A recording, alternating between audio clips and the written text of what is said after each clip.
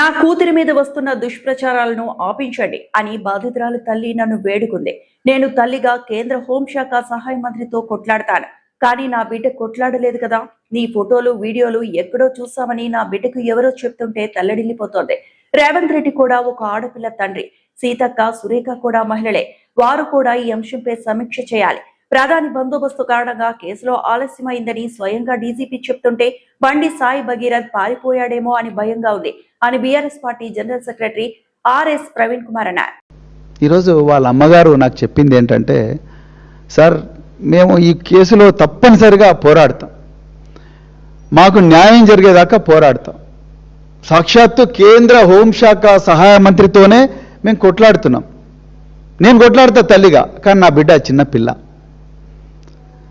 ఆ అమ్మాయికి ఎవరో చెప్తా ఉన్నారు, అరే నీ వీడియో అక్కడ కనిపించింది, నీ ఫోటో అక్కడ కనిపించింది, నీ ఈ విధంగా నువ్వు సాయి భగీరథ్తో నువ్వు దిగిన ఫోటో అక్కడ కనిపించింది, ఇక్కడ కనిపించింది, రకరకాల మాధ్యమాల్లో వస్తున్న విషయాలు తెలుసుకొని ఆ బిడ్డ తల్లడిల్లిపోతున్నది. నా బిడ్డ మామూలు మనిషి కాలేకపోతున్నది.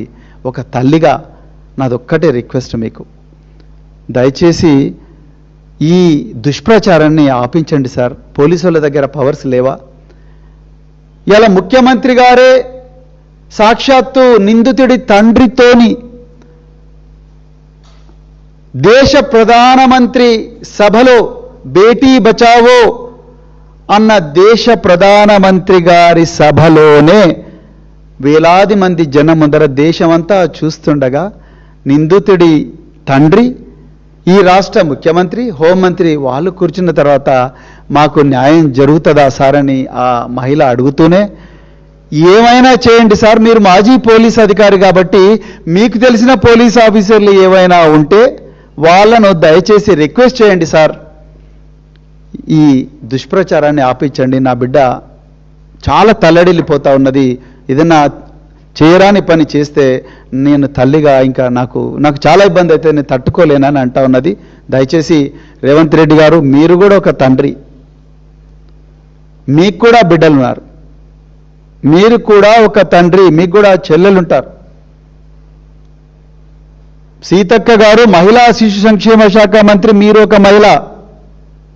కొండా సురేఖ గారు, మీరు కూడా ఒక మహిళ, మీకు కూడా ఒక బిడ్డ ఉంది.